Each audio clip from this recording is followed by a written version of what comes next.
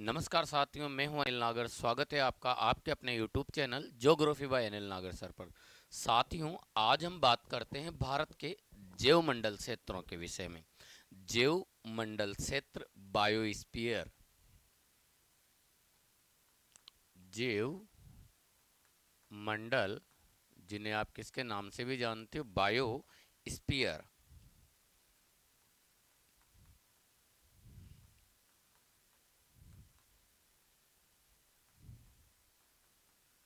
Biosphere, ठीक है। अब सबसे पहले प्रश्न आता है, बायोस्फीयर जैवमंडल होते क्या हैं। तो जैवमंडल किसे कहा जाता है, तो आपका आंसर होगा, जब किसी स्थान विशेष पर जब किसी स्थान विशेष पर पाई जाने वाली समस्त जैविक प्रजातियों को जब संरक्षण प्रदान करना हो, तो उस संपूर्ण क्षेत्र को किसके रूप में संरक्षित किया जाता है, जैवमंडल, बायोस्फीयर के रूप में उसे घोषित किया जाता है। कितनी भी प्रकार की प्रजातियां हों, और सामान्यतः जैवमंडल क्षेत्र वो होते हैं जहां पर जैव विविधता अधिक पाई जाती है। जैव विविधता अधिक पाई जाती है, ऐसे स्थानों पर उन संपूर्ण जैविक प्रजातियों को संरक्षण प्रदान करने के लिए उन क्षेत्रों को जैवमंडल क्षेत्र के रूप में विकसित किया जाता है। तो जैवमंडल के बारे में बात करें, जैवमंडल क्षेत्रों के रूप में जैवमंडल किसे कहा जाता है, तो आपका आंसर होगा, किसी विशेष स्थान स्थान की संपूर्ण संपूर्ण पारिस्थितिकी संपूर्ण पारिस्थितिकी तंत्र को तंत्र को संरक्षण संरक्षण प्रदान करने के लिए संरक्षण प्रदान करने के लिए करने के लिए किसकी स्थापना की जाती है, जैवमंडल क्षेत्रों की स्थापना की जाती है। जैव मंडल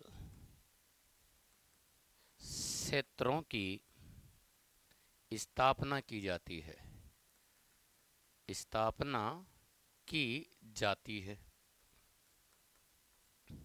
अब आपसे प्रश्न किया जाए, भारत में कुल कितने जैवमंडल हैं, तो ध्यान रखना, भारत में 18 जैवमंडल क्षेत्रों की स्थापना की गई है। 18 बायोस्फीयर एरिया हमारे पास भारत के अंदर हैं। तो भारत में कुल कितने जैवमंडल क्षेत्र हैं, तो आपका आंसर होगा 18। ठीक है, भारत में कुल 18 जैवमंडल हैं। 18 जैव मंडल हैं। ठीक है, अब इन 18 जैवमंडलों के विषय में बात करते हैं। उससे पहले ध्यान रखना, जैवमंडल क्षेत्रों को 3 भागों में बांटा गया है। कितने भागों में बांटा जाता है, 3 भागों में। तो ध्यान रखिएगा, जैवमंडल क्षेत्रों को 3 भागों में बांटा गया है। ठीक है, तो ये 3 जो भाग हैं, कौन कौन से होते हैं, तो एक तो होता है इसके अंदर केंद्रीय भाग, केंद्रीय भाग। दूसरा होता है बफर क्षेत्र, बफर जोन। और तीसरा आता है इसके अंदर संक्रमण क्षेत्र। ठीक है, तो इस तरीके से जैवमंडल क्षेत्रों को कितने भागों में बांटा गया है, 3 भागों में बांटा जाता है। ये जो 3 भाग हैं, उनके बारे में बात करें तो सपोज कीजिएगा, ये हमारे पास एक जैवमंडल क्षेत्र है, और इसी जैवमंडल क्षेत्र को कितने भागों में बांटा गया, 3 भागों में। तो यहाँ पर आप इसके ये 3 क्षेत्र देख सकते हैं। ठीक है, तो ये जब से सबसे अंदर वाला जो हिस्सा होता है, इस वाले हिस्से को कहा जाता है केंद्रीय भाग। क्या कहा जाता है इसे, केंद्रीय भाग, और इस केंद्रीय भाग के अंदर किसी भी प्रकार की मानव गतिविधि की अनुमति नहीं होती, या यूं कहा जा सकता है कि ये क्षेत्र जो है ये पूर्णतया प्रतिबंधित होता है। ठीक है, पूर्णतया प्रतिबंधित क्षेत्र मतलब किसी भी प्रकार की मानवीय गतिविधि की अनुमति इस क्षेत्र में नहीं होती, ये पूर्णतः संरक्षित या पूर्णतः सुरक्षित होते हैं। ठीक है, इसके बाद में ये जो सेकंड वाला एरिया आपको दिखाई देता है, ये वाला क्षेत्र तो आपको पता है कौन सा है, बफर क्षेत्र, केंद्रीय भाग। और इसके बाद वाला ये जो सेकंड वाली लेयर है, इसके बाहर वाला जो हिस्सा है, इस वाले हिस्से को आप किसके नाम से जानोगे, तो इसे कहा जाता है बफर क्षेत्र, बफर जोन। ठीक है, और इस बफर जोन के अंदर आपको 3 प्रकार के कार्यों की अनुमति होती है। 3 प्रकार कौन कौन से, तो एक तो है रिसर्च, अनुसंधान की। किसी भी प्रकार का अगर अनुसंधान आपको करना है जैविक प्रजातियों पर या वन्य जीवों पर या वनस्पति पर, तो वो आप यहाँ पर कर सकते हो। ठीक है ना, वहीं इस क्षेत्र के अंदर अनुसंधान के साथ, रिसर्च के साथ एजुकेशन, शैक्षणिक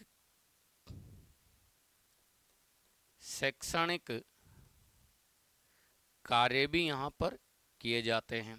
ठीक है, तो शैक्षणिक कार्यों के साथ एक और काम के लिए यहाँ पर पर्यटन भी यहाँ पर विकसित किया जाता है।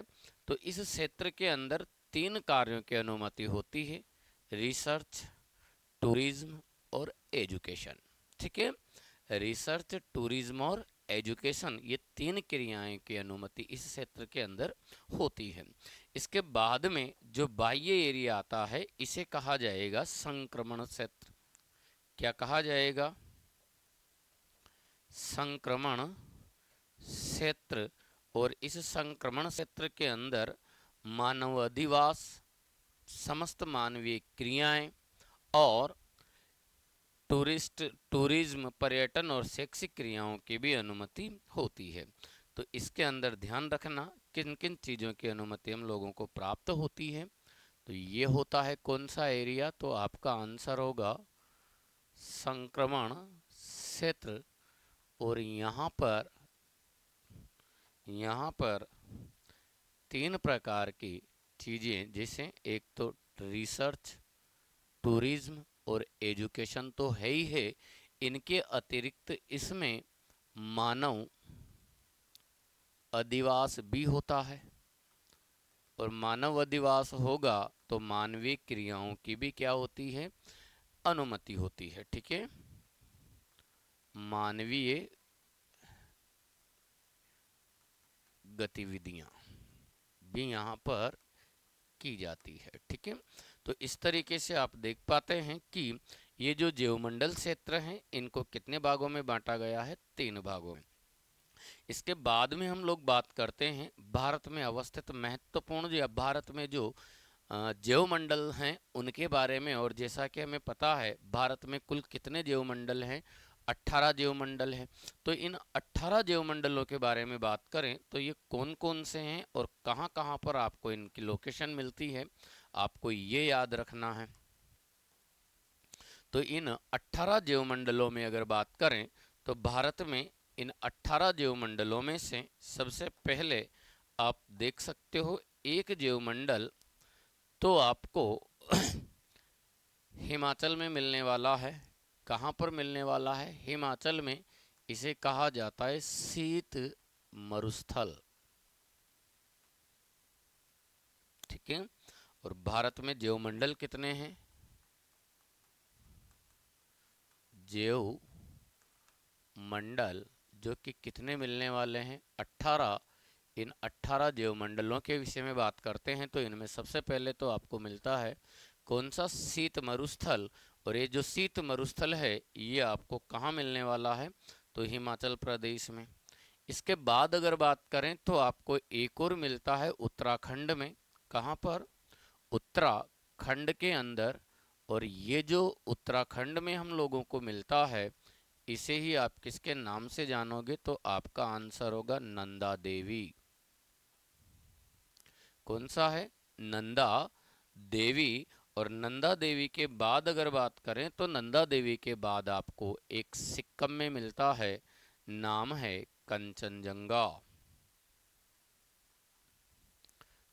कंचनजंगा, ठीक है। इसके बाद अगर बात करते हैं तो इसके बाद में अगला हमें जो ज्योमंडल मिलने वाला है वो मिलता है अरुणाचल प्रदेश में। और अरुणाचल प्रदेश में अगर बात करें तो अरुणाचल प्रदेश में आपको मिलता है दिहांग दिबांग, ठीक है, दिहांग दिबांग। तो हिमाचल प्रदेश में स्थित है शीत मरुस्थल, उत्तराखंड में नंदा देवी, सिक्किम के अंदर आपको मिलता है कंचनजंगा। कौन सा है? कंचनजंगा। और इसके बाद अरुणाचल प्रदेश में आपको मिल जाता है दिहांग दिबांग, ठीक है। इसके बाद अगर हम देखते हैं तो यहाँ पर आपको ये एक इस लोकेशन मिलने वाली है, नाम है असम, ठीक है।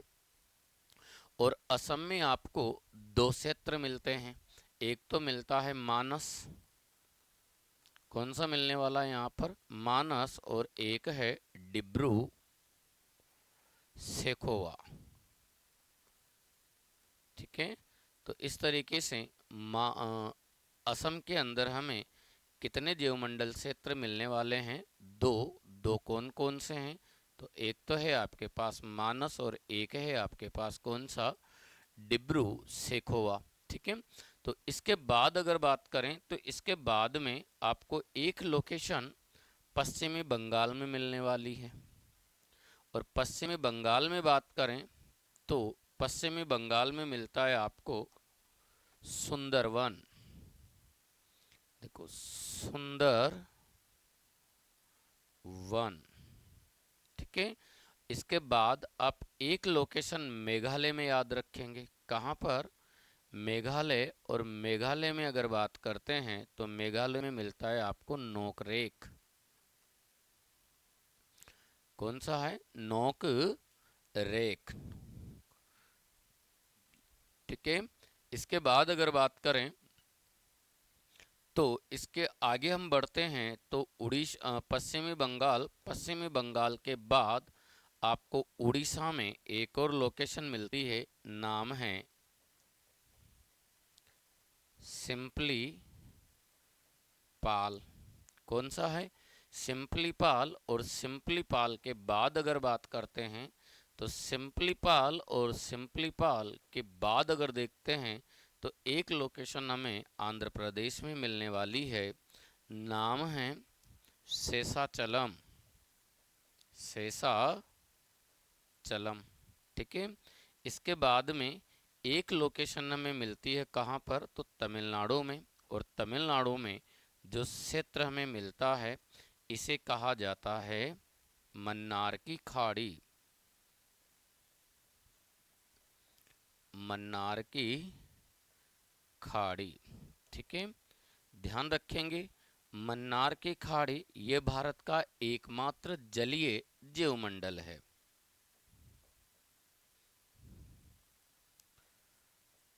भारत का एकमात्र जलीय ज्योमंडल, ठीक है। वहीं ऐसे ज्योमंडलों में साथियों एक ज्योमंडल क्षेत्र हमें यहाँ पर मिलने वाला है। भारत के अधिकार में आपको पता है यहाँ पर कुछ द्वीप मिलते हैं, इन्हीं द्वीपों को आप किसके नाम से जानते हो? तो आपका आंसर होगा अंडमान निकोबार। और इन अंडमान निकोबार द्वीप समूह में आपको ये एक लोकेशन दिखाई देती है। और यहाँ पर आपको जो ज्योमंडल मिलता है इसे कहा जाता है ग्रेट निकोबार।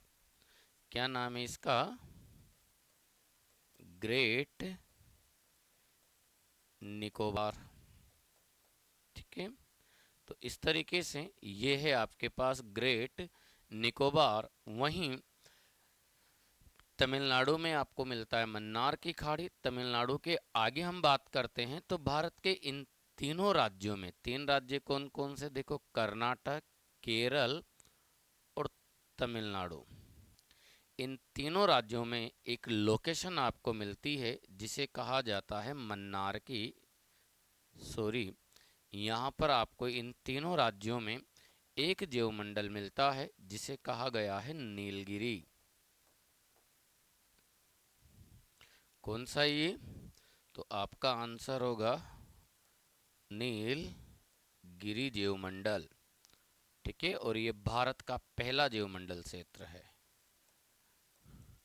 नीलगिरी ज्योमंडल। ठीक है, जो कि भारत का क्या है, ये प्रथम ज्योमंडल है, देश का प्रथम ज्योमंडल। आगे बढ़ते हैं।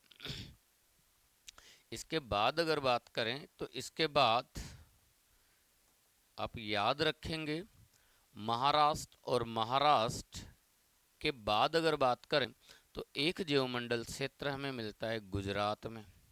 गुजरात में जो लोकेशन आपको मिलती है वो है कच्छ। कौन सी है? कच्छ।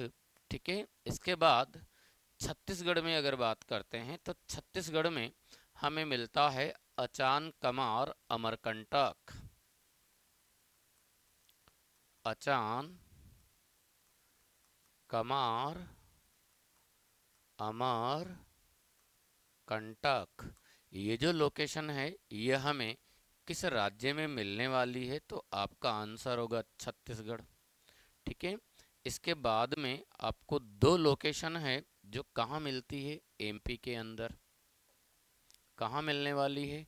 एमपी। और एमपी में हमें दो लोकेशन मिलती है जिसमें से एक तो है पंचमढ़ी, कौन सा है, और एक है पन्ना। ठीक है, तो इस तरीके से आप देख पा रहे हैं भारत में कुल 18 ज्योमंडल हैं। इन 18 ज्योमंडल्स की लोकेशन आप देख सकते हो। ठीक है, अब इन 18 ज्योमंडलों में से अगर बात करते हैं तो इन 18 ज्योमंडलों में से, इन 18 ज्योमंडलों में से 13 ज्योमंडलों को यूनेस्को द्वारा विश्व विरासत की सूची में सम्मिलित किया गया है। उससे पहले यहाँ पर इन 18 ज्योमंडलों में बात करें, 17 एक बाकी है, तो ये एक कौन सा है, एक मिनट के लिए देखते हैं। हाँ, एक आपको केरल में मिलता है जिसका नाम है अगस्त्य मलाई। देखो, केरल में आपको एक लोकेशन मिलने वाली है, नाम क्या है उसका, अगस्त्य मलाई। ठीक है, तो इस तरीके से ये जो टोटल ज्योमंडल हैं वो कितने हैं, 18 अगस्त्य मलाई। और इन 18 ज्योमंडलों में से कितने ज्योमंडलों को, 13 ज्योमंडलों को यूनेस्को द्वारा विश्व विरासत की सूची में सम्मिलित किया गया है। ठीक है, तो ध्यान रखेंगे कितने ज्योमंडल हैं ऐसे जो विश्व विरासत में कंसिडर किए गए हैं, 18। तो ध्यान रखेंगे यूनेस्को द्वारा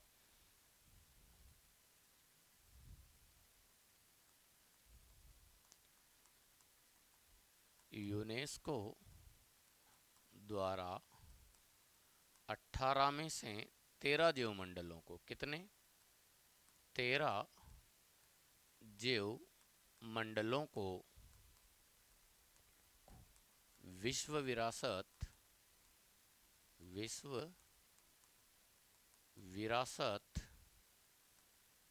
की सूची में सम्मिलित किया गया है। सम्मिलित किया गया है। ठीक है, तो ये जो 18 ज्योमंडल में हैं उनमें से 13 जो ज्योमंडल हैं उनके बारे में बात करें तो वो 13 ज्योमंडल आपको कौन से मिलते हैं? तो आप याद रखेंगे, देखो, एक तो है आपके पास सुंदरवन। कौन सा है? सुंदरवन के बाद अगर बात करें तो सुंदरवन के बाद में आपको मिलता है नंदा देवी। ठीक है, नंदा देवी के बाद मन्नार की खाड़ी। मन्नार की खाड़ी, ठीक है। मन्नार की खाड़ी के बाद अगर बात करते हैं तो एक मिलता है आपको नीलगिरी, और एक याद रखेंगे आप पन्ना। तो 5 तो ये हो जाते हैं, और इसके बाद में बाकी को याद रखने के लिए आप एक ट्रिक याद रख सकते हो। ट्रिक होगी नोक ने, नोक ने सिंपल पंच, सिंपल पंच, अचानक, ग्रेट अगस्त, ग्रेट अगस्त व कंचन को मारा। ठीक है, तो इस तरीके से आप ये लाइन याद रखेंगे, और इसमें बाकी के 7 जीवमंडल आपको मिलते हैं। 1 2 3 4 5 6 और 7। 7 और 5 कितने हो जाते हैं आपके पास? तो आपका आंसर हो जाएगा 13। ठीक है, सॉरी। नोक ने सिंपल पंच, अचानक, ग्रेट अगस्त व कंचन को मारा।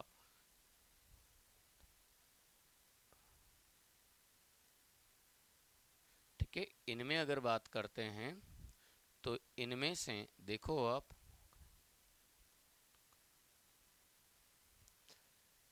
नोक का मतलब तो आपके पास क्या हो जाएगा? नोकरेख।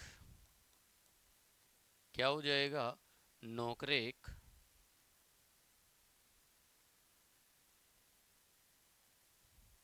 तो ये जो 12, 5 और 7, 12, अर्थात तो ये 13 ना होकर कितने हैं? ये 12 हैं। इस चीज को याद रखिएगा।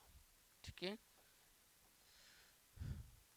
तो 12 जीवमंडलों को क्या किया गया है? विश्व विरासत की सूची में सम्मिलित किया गया है। और ये जो 12 आपके पास हैं, ये आप देख रहे हैं। नोक का मतलब नोकरेक हो जाएगा यहाँ पर, नोक रेख। ठीक है, सिंपल का मतलब सिंपली पाल,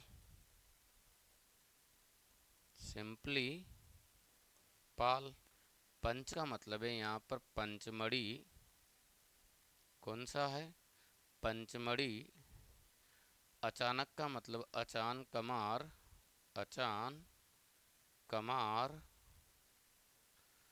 अमरकंटक, अमरकंटक। ठीक है, वहीं इसके बाद ग्रेट का मतलब हो जाएगा ग्रेट निकोबार, ग्रेट निकोबार। ठीक है, देखो ग्रेट का मतलब यहाँ पर क्या निकल कर आता है हमारे पास? ग्रेट निकोबार। और इसके बाद अगर बात करते हैं तो एक है अगस्त का मतलब अगस्त्य मलाई। क्या है? अगस्त्य मलाई। और इसके बाद आप देखते हो कंचन का मतलब है कंचन जंगा, कंचन जंगा। तो इस तरीके से ये कुल मिला के कितने हैं? तो आपका आंसर हो जाएगा 12। देखो अगस्त्य मलाई, अगस्त्य मलाई, और लास्ट है हमारे पास कौन सा? कंचन जंगा। ठीक है, चलिए, तो इस तरीके से ये थे 12 जीवमंडल जिनको यूनेस्को द्वारा विश्व विरासत में सम्मिलित किया गया है। ठीक है, तो आज के लिए इतना ही साथियों, बाकी कल। धन्यवाद।